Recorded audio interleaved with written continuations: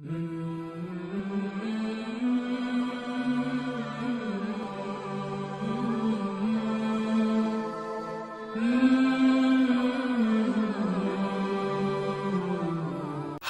بابا فرید مسعود گنج شکر رحمۃ اللہ علیہ نے تحصیل علم دین اور نیکی کی دعوت عام کرنے کے لیے مختلف اولیاء کرام کے ساتھ سفر کیا، جن اولیاء کرام اور صوفیاء اعظام رحمۃ اللہ علیہم کی صحبتوں سے فیضیاب ہوئے اور راہ خدا کے مسافر بنے، ان میں سر فہرست حضرت سید عثمان مروندی لال شہباز قلندر، حضرت بہاؤالدین زکریا ملتانی، حضرت سید مخدوم جہانیہ جہاں گشت بخاری رحمۃ اللہ علیہم شامل ہیں۔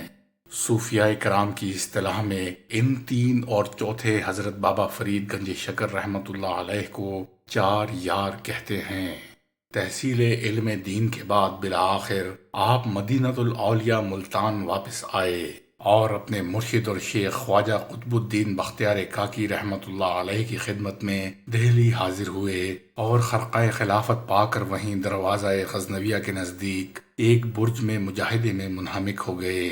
دہلی میں انہوں نے اپنے دادا پیر حضرت خواجہ غریب نواز معین الدین چشتی رحمۃ اللہ علیہ کی خدمت میں حاضر ہو کر روحانی فیوض حاصل کیے اور کچھ عرصے بعد اپنے شیخ خواجہ قطب الدین بختیار کاکی کے حکم سے چند سال ہانسی میں مقیم رہے۔ حضرت بابا فرید الدین گنج شکر رحمۃ اللہ علیہ فیضان اولیاء علماء سے مستفید ہوتے ہوئے دیار مرشد دہلی پہنچے اور پیر و مرشد کی ہدایات پر مجاہدوں اور ریاضتوں میں مصروف ہو گئے۔ ایک مرتبہ سلطان الہند حضرت خواجہ غریب نواز رحمۃ اللہ علیہ دہلی تشریف لائے تو والی ہندوستان شمس الدین التمش سمیت پورا شہر زیارت اور قدم بوسی کے لیے امڈ آیا۔ جب سب لوگ چلے گئے تو حضرت خواجہ غریب نواز رحمۃ اللہ علیہ نے حضرت خواجہ قطب الدین بختیار کاکی رحمۃ اللہ علیہ سے فرمایا، تم نے اپنے مرید فرید الدین مسعود کے بارے میں بتایا تھا، وہ کہاں ہے؟ حضرت خواجہ قطب الدین بختیار کاکی رحمۃ اللہ علیہ نے عرض کیا، حضور وہ عبادت و ریاضت میں مشغول ہے۔ ارشاد فرمایا، اگر وہ یہاں نہیں آیا تو ہم اس کے پاس چلتے ہیں۔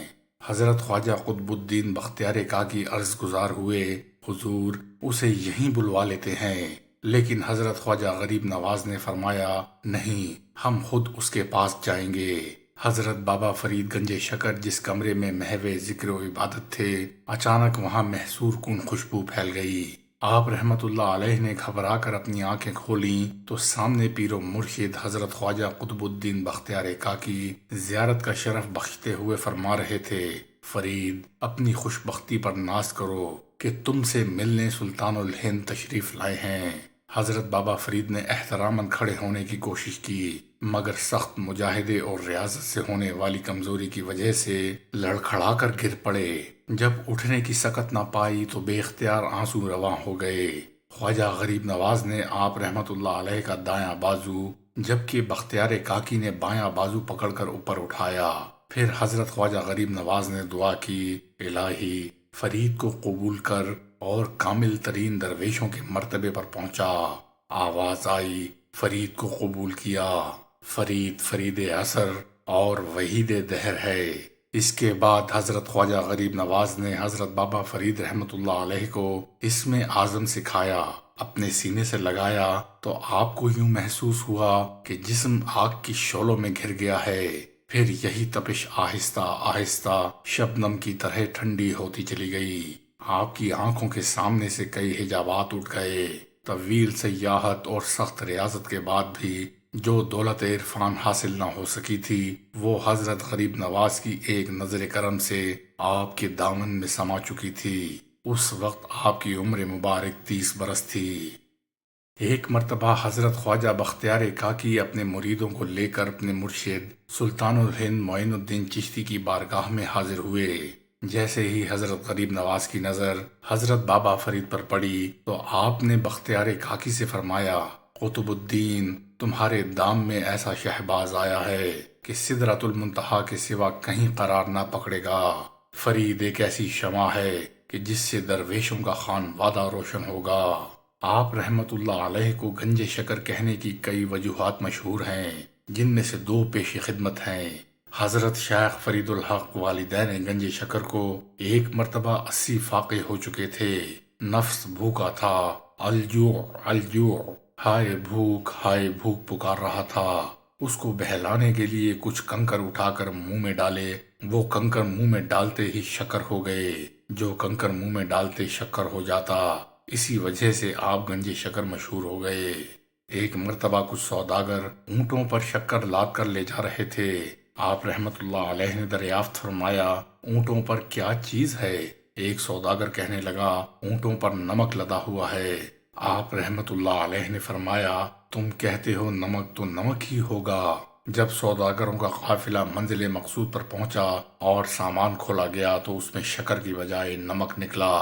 یہ دیکھ کر سوداگر سمجھ گئے کہ یہ ہمارے جھوٹ بولنے کی شامت ہے، لہذا الٹے قدموں آپ رحمت اللہ علیہ کی خدمت میں حاضر ہوئے اور عرض کی، ہم سے غلطی ہو گئی ہے، ہمیں معاف فرما دیجئے۔ اصل میں اونٹوں پر نمک نہیں بلکہ شکر تھی۔ یہ سن کر بابا فرید نے فرمایا، تم کہتے ہو تو شکر ہی ہوگی۔ سوداگروں نے واپس آ کر دیکھا تو تمام نمک شکر میں تبدیل ہو چکا تھا۔ حضرت سید محمد نظام الدین اولیاء رحمت اللہ علیہ فرماتے ہیں کہ میں نے شیخ الاسلام بابا فرید گنج شکر رحمت اللہ علیہ سے سنا ہے، وہ فرماتے ہیں کہ میں نے اپنی پوری زندگی میں ایک جرت اپنے پیر و مرشد حضرت شیخ قطب الدین بختیار کاکی رحمت اللہ علیہ کے سامنے کی تھی۔ معاملہ کچھ یوں ہوا کہ میں نے ایک دفعہ اپنے شیخ سے چلے کے لیے گوشۂ نشین ہونے کی اجازت مانگی۔ بختیار کاکی رحمت اللہ علیہ نے فرمایا، ابھی اس کی ضرورت نہیں، اس سے شہرت ہوتی ہے، ہمارے خاندان چشتیہ میں طلب شہرت نہیں۔ میں نے جواب دیا، آپ کے ہوتے ہوئے میرا یہ مقصود ہرگز نہیں، میں شہرت کے لیے ہرگز ایسا نہیں کرنا چاہتا۔ حضرت قطب الدین بختیار کاکی رحمت اللہ علیہ خاموش رہے۔ اس واقعے کے بعد مجھے بہت پشیمانی ہوئی کہ میں نے اس بات کا جواب کیوں دیا جو آپ رحمت اللہ علیہ کے حکم کے موافق نہیں تھا۔ اس بات سے یہ نتیجہ اخذ کیا جاتا ہے کہ جس کام سے پیر و مرشد منع فرما دیں اس سے باز رہا جائے، کسی تعویل سے اس کی گنجائش نہ نکالی جائے، اور نہ ہی اس حکم کے فوائد و نقصانات پر غور کریں، کیونکہ مرشد کامل ہمیشہ اپنے مریدوں کے لیے بہتری ارشاد فرماتے ہیں۔ اعلیٰ حضرت امام احمد رضا خان رحمت اللہ علیہ ارشاد فرماتے ہیں، بیکار باتوں سے ہر وقت پرہیز ہونا چاہیے، اور مرشد کی حضور تو خاموش رہنا ہی افضل ہے۔ ہاں، ضروری مسائل پوچھنے میں کوئی حرج نہیں۔ اولیاء کرام تو فرماتے ہیں کہ مرشد کامل کے حضور بیٹھ کر ذکر بھی نہ کیا جائے کہ ذکر میں دوسری طرف مشغول ہوگا، اور یہ حقیقت ممانعت ذکر نہیں بلکہ تکمیل ذکر ہے کہ وہ جو اپنے طور پر کرے گا بلا توسل ہوگا، اور مرشد کامل کی توجہ سے جو ذکر ہوگا وہ متوسل ہوگا، یہ اس سے بدرجہ افضل ہے۔ پھر فرمایا، اصل کار حسن عقیدت ہے، وہ نہیں تو کچھ فائدہ نہیں، اور اگر صرف حسن عقیدت ہے تو خیر، اتصال تو ہے۔ پھر فرمایا، پر نالے کی مثل فیض پہنچے گا، بس حسن عقیدت ہونا چاہیے۔